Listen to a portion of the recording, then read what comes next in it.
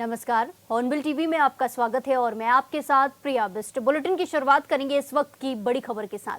चारधाम यात्रा की हेली सेवा पर रोक जो लगी थी उसे हटा दिया गया है। डीजीसीए ने दी हेली सेवाओं के लिए हरी झंडी। 15 सितंबर से दोबारा से उड़ानें शुरू हो जाएंगी। केदारनाथ और हेमकुंड साहिब के लिए ये जो सेवा है वो चालू हो जाएंगी। 10 सितंबर से वेबसाइट पर भी बुकिंग हो जाएगी, ऑनलाइन बुकिंग भी चालू हो जाएंगी। 15 सितंबर से 10 अक्टूबर तक हेली सेवा संचालित होंगी। गुप्तकाशी फाटा सिरसी से केदारनाथ के लिए उड़ानें भरी जाएंगी। गोविंद घाट से हेमकुंड साहिब तक हेली सेवा उपलब्ध है।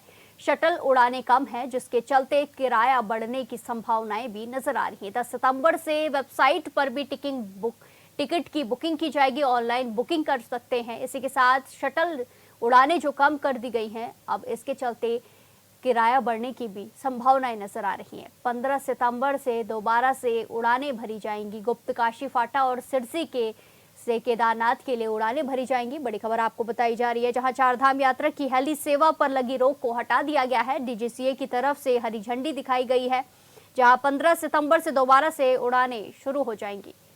इस खबर पर ज्यादा जानकारी के साथ सीधे जोड़ेंगे संवाददाता योगेश आर्य से। योगेश, जिस तरीके से दोबारा से चारधाम यात्रा में हेलीकॉप्टर की उड़ानें शुरू हो जाएंगी, क्या कुछ इसमें आगे अपडेट है और क्या कुछ तकनीकी जो खामियां थी उन्हें अब पूरा किया गया है, क्या कुछ बदलाव किए गए हैं? देखिए प्रिया, जिस तरह देखा जाए कि चारधाम यात्रा की हेली सेवा पर लगी रोक को हटा दिया गया है, तो डीजीसीए ने हेली सेवा को हरी झंडी दे दी है और अब ये माना जा रहा है कि 15 सितंबर से उड़ानें जो है वो शुरू हो जाएंगी। केदारनाथ और हेमकुंड साहिब के लिए सेवाएं शुरू होंगी। 10 सितंबर से जो है IRCTC वेबसाइट पर जो है बुकिंग जो है वो भी शुरू हो जाएगी। तो यानी कि 15 सितंबर से 10 अक्टूबर तक इस बार हेली सेवा का जो संचालन है वो होगा। गुप्तकाशी फाटा और सिरसी से केदारनाथ के लिए उड़ान भरी जाएंगी। गोविंद घाट से हेमकुंड साहिब के लिए हेली सेवा उपलब्ध होगी। और जिस तरह से इस बार जो है शटल सेवाएं कम होंगी, उड़ानें कम होंगी, तो कहीं ना कहीं किराया बढ़ने की जो संभावनाएं हैं वो भी सामने आ रही है कि इस बार जो है जो आने जाने का किराया है उसमें कुछ वृद्धि देखने को मिल सकती है। और जिस तरह से 15 जून में के दौरान जो है बड़ी घटनाएं सामने आई थी, उस दौरान जो है इस पर रोक लगाई गई थी, लेकिन अब रोक हटा करके अब हरी झंडी मिल गई है कि 15 सितंबर से उड़ानें चली जा सकती हैं। तो निश्चित तौर पर क्योंकि मौसम बेहद जरूरी होता है देखना, उस दौरान जो है मौसम की कहीं ना कहीं जो है अनदेखी की गई, जो तय मानक थे उनकी अनदेखी की गई।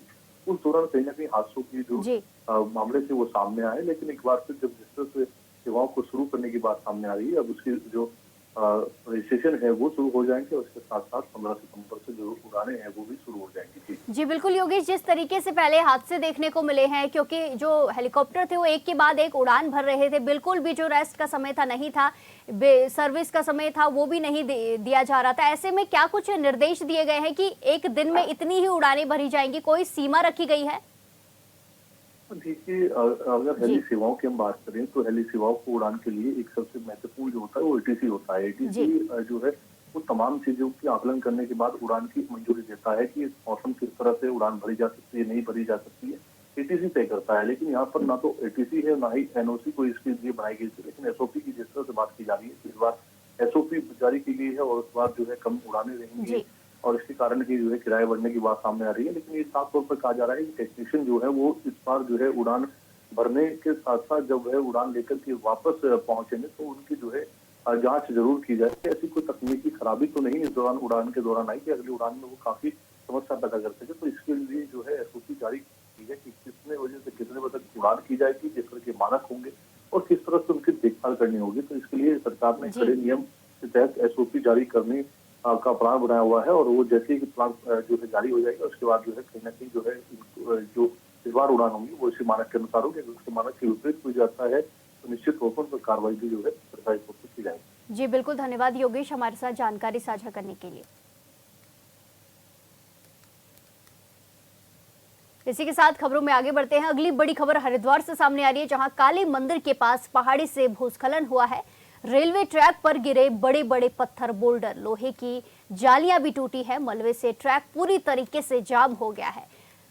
बड़ी खबर आपको बताई जा रही है, जहां भूस्खलन देखने को मिला है। रेलवे ट्रैक पर बड़े बड़े बोल्डर आकर गिर गए हैं, जिससे कि ट्रैक पूरी तरीके से जाम हो गया है। हरिद्वार दून, हरिद्वार ऋषिकेश की आवाजाही भी प्रभावित हुई है। स्टेशन पर रोकी गई है कई सारी ट्रेनें। यात्रियों को करना पड़ा लंबा इंतजार। कुछ दिन पहले भी इसी स्थान पर मलबा आया था। बड़ी खबर आपको बताई जा रही है, जहां काली मंदिर के पास रेलवे ट्रैक पर पहाड़ी से भूस्खलन हुआ है। रेलवे ट्रैक पर बड़े बड़े बोल्डर आकर जमा हो गए हैं, जिसकी वजह से जाम जैसी स्थिति पैदा हो गई है। यात्रियों को भी काफी घंटे तक लंबा इंतजार करना पड़ रहा है। कई सारी ट्रेनों को यहीं पर रोका गया है। पिछले कुछ दिन पहले भी इसी स्थान पर ये मलबा आया था। बड़ी खबर आपको बताई जा रही है, जहां काली मंदिर के पास पहाड़ी से भूस्खलन हुआ है, जिसके चलते रेलवे ट्रैक पर बड़े बड़े पत्थर आकर जमा हो गए हैं, जिससे रेलवे ट्रैक पर जाम की स्थिति पैदा हो गई है। कई सारी ट्रेनों को रोका गया है। रेलवे ट्रैक पर बड़े बड़े पत्थर आकर जमा हो गए हैं।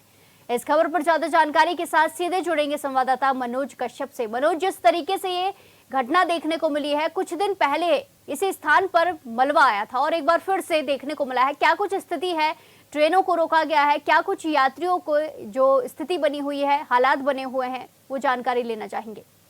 बिल्कुल देखिए, लगातार उत्तराखंड के अलग अलग हिस्सों से जो है भूस्खलन की तस्वीर सामने आई है। ताजा मामला हरिद्वार का है, जहाँ पर जो मनसा देवी का पहाड़ था, उसका जो एक हिस्सा था वो रेलवे ट्रैक पर गिर गया। हालांकि रेलवे ट्रैक पे जब ये पूरा पहाड़ गिरा, उस समय वहाँ पे कोई व्यक्ति नहीं था, जिस वजह से कोई जनहानि तो नहीं हुई है। लेकिन ऐसे में जो रेलवे ट्रैक था वो पूरी तरीके से बाधित हो गया। खास तौर से देखा गया है कि जो मलबा ये रेलवे ट्रैक पे जिस स्थान पे से 1 महीने पहले आया था, उसके दूसरे स्थान पे ये मलबा आया, यानी कि जो काली माता मंदिर है उसके पीछे का ये पहाड़ का हिस्सा था जो रेलवे ट्रैक पर आके गिर गया। हालांकि जो यहाँ पे शिव मंदिर था काली माता मंदिर के पीछे, वो जो है पूरी तरीके से टूट चुका है। हालांकि अब यहाँ पे जो तमाम जो रेस्क्यू टीम है वो मौके पर पहुंचे, यहाँ पे रेलवे ट्रैक को साफ करने का काम किया जा रहा है। लेकिन ऐसे में जो तमाम ट्रेनें थी वो बाधित हो गई। देहरादून से जो हरिद्वार आने वाली ट्रेन थी उसको रेलवे ट्रैक पे ही रोका गया है। यानी कि कहा जा सकता है कि जिस तरीके से पूरा मलबा है, तो ऐसे में कोई बड़ा हादसा हो सकता था। गरीबत ये रही कि उस समय वहां से ना तो कोई ट्रेन गुजर रही, तो नहीं कोई व्यक्ति वहां पे मौजूद था, जिस वजह से कोई जनहानि तो नहीं।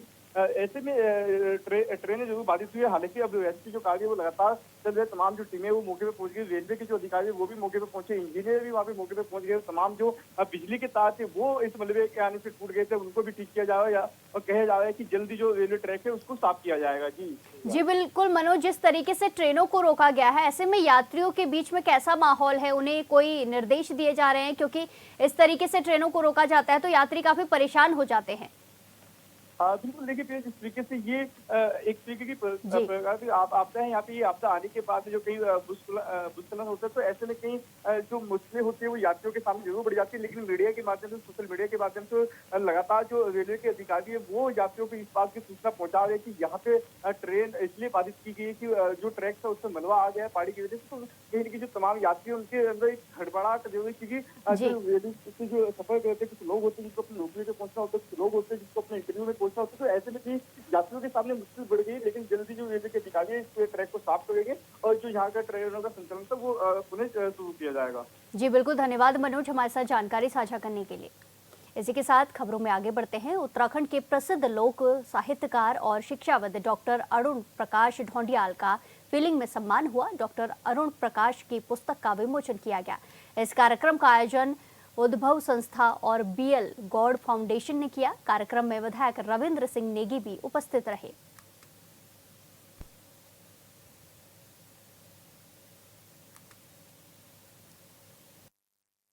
पुस्तक मैंने हमारे पहाड़ में 2 फॉरेस्ट रेंज हैं, बहुत बड़े बड़े फॉरेस्ट रेंज हैं। एक है अद्वानी फॉरेस्ट रेंज और एक है आपका दूधाधुरी फॉरेस्ट रेंज। लेकिन जिसे निवेदन करूंगा, ये 2 फॉरेस्ट रेंज इतने बड़े हैं कि इनकी चर्चा है। भले ही दूधाधुरी फॉरेस्ट रेंज गढ़वाल में है, लेकिन उसका जो कार्य संचालन है, जो गिना जाता है, वो गिना जाता है आपका अल्मोड़ा में।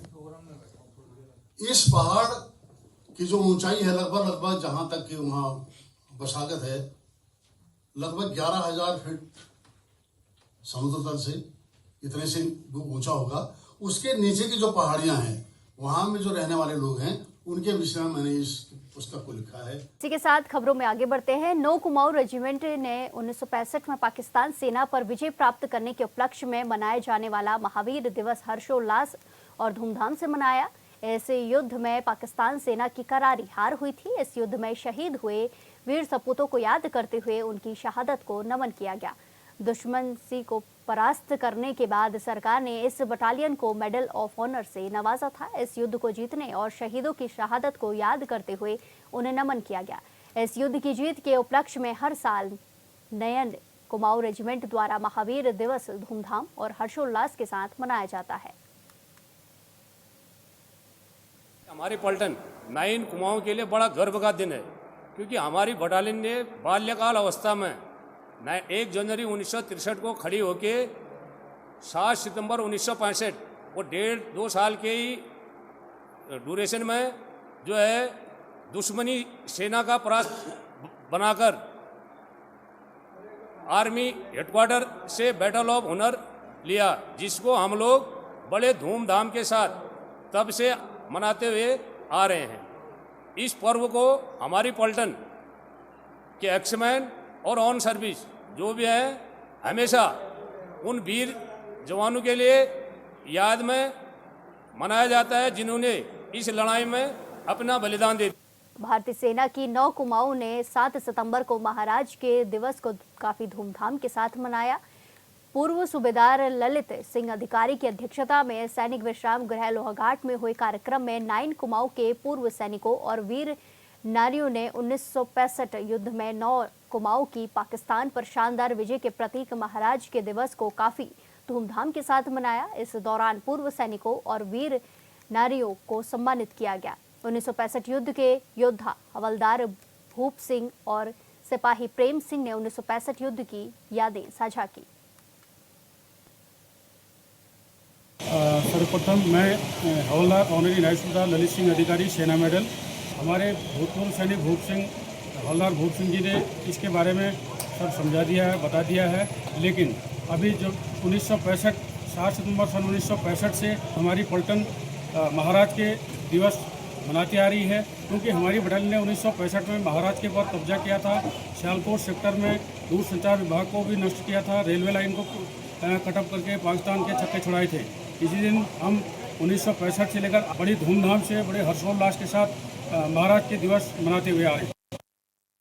के साथ खबरों में आगे बढ़ते हैं। हरबटपुर नगर पालिका क्षेत्र को संवारने और बुनियादी ढांचे को मजबूत करने के लिए कई बड़ी योजनाओं की शुरुआत होने जा रही है। पालिका अध्यक्ष नीरू देवी और पालिका प्रशासन की टीम इस दिशा में लगातार पहल कर रही है। वहीं क्षेत्र विधायक मुन्ना सिंह चौहान भी इस योजना को मूर्त रूप देने में अहम भूमिका निभा रहे हैं। विधायक मुन्ना सिंह चौहान और पालिका अध्यक्ष नीरू देवी ने 5 करोड़ रुपए से अधिक की लागत वाली गलियों और सड़कों का लोकार्पण और शिलान्यास किया। इस मौके पर विधायक ने पत्रकारों से बातचीत कर शहर के लिए प्रस्तावित योजनाओं की जानकारी दी।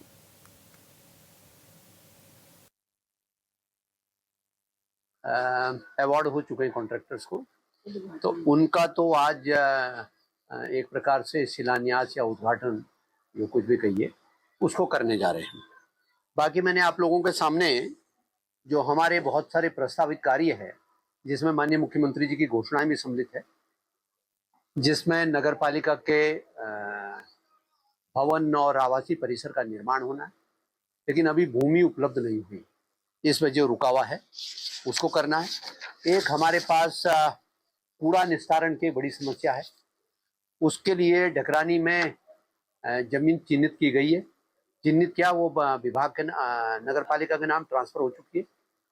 उसमें जो फैसिलिटीज डेवलप होनी है, MRFC वगैरह की प्रोसेसिंग प्लांट लगना है, उसकी DPR लगभग 3.25 करोड़ की DPR हम शासन को नगर पालिका सबमिट कर चुकी है और उसका इवैल्यूएशन चल रहा है और उम्मीद करते हैं कि आने वाले दिनों में उसकी भी स्वीकृति मिल जाएगी, तो जो कूड़े के निस्तारण की समस्या है उसका भी समाधान हो जाएगा।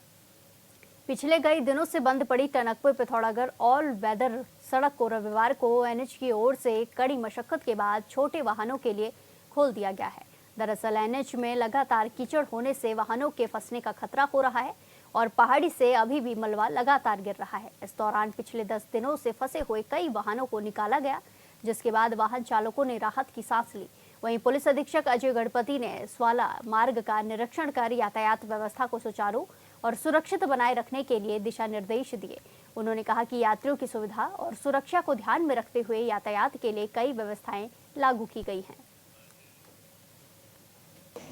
11वें दिन जो है बड़ी गाड़ियों के लिए यहाँ से यानी पास कर दी गई हैं और सुरक्षा की दृष्टि को देखते हुए क्योंकि ये मलबा काफ़ी ज़्यादा है और माननीय मुख्यमंत्री जी खुद मॉनिटरिंग कर रहे हैं और डीएम साहब लगातार शासन प्रशासन इसकी मॉनिटरिंग कर रहा है और यहाँ की जनता को एक राहत, क्योंकि ये आपदा का समय है और आपदा के काल में एक पहाड़ आ गया तो इसके लिए तो कोई कुछ कर नहीं सकता, क्योंकि शासन प्रशासन और माननीय मुख्यमंत्री जी खुद मॉनिटरिंग कर रहे हैं और आज राहत की बात है कि आज ये खोल दिया गया है और मैं समस्त जो बड़े ट्रक हैं उनसे कहूँगा कि चौकुर NH खुल चुका है।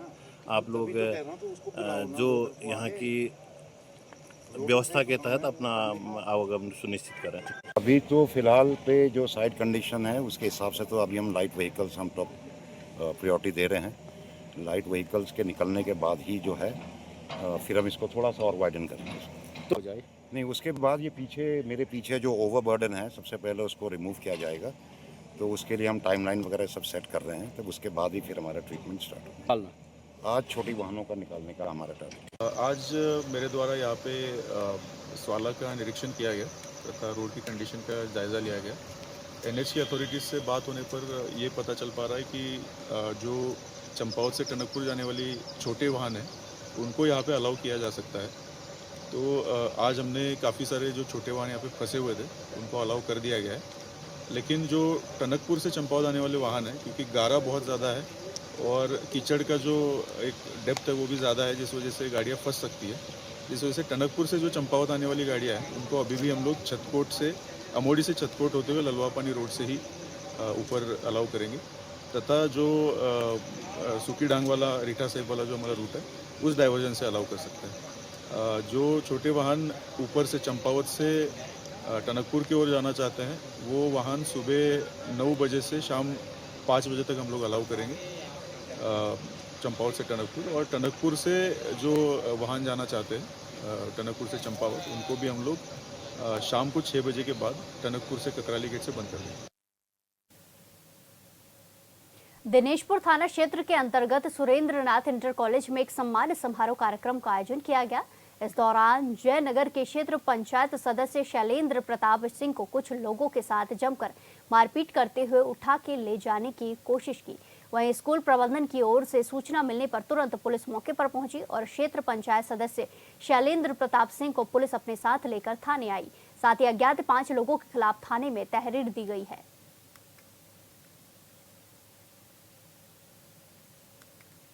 इसी के साथ खबरों में आगे बढ़ते हैं। जसपुर के तराई पश्चिम वन प्रभाग की पतरामपुर रेंज में एक बार फिर गुलदार का आतंक देखने को मिला है, जहां देर शाम गुलदार ने एक युवक पर हमला कर दिया, जिसमें युवक गंभीर रूप से घायल हो गया। घायल युवक को वन विभाग की टीम ने इलाज के लिए सामुदायिक स्वास्थ्य केंद्र लाया।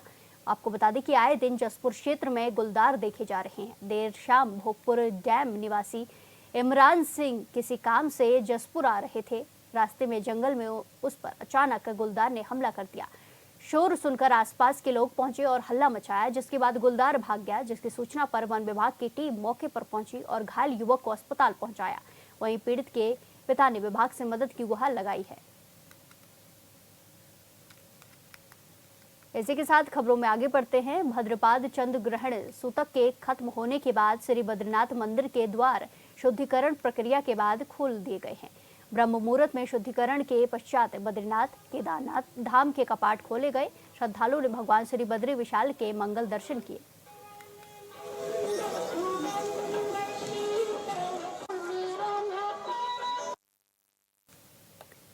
इस बुलेटिन में फिलहाल के लिए इतना ही। बाकी तमाम खबरों के लिए देखते रहिए हॉर्नबिल टीवी। नमस्कार।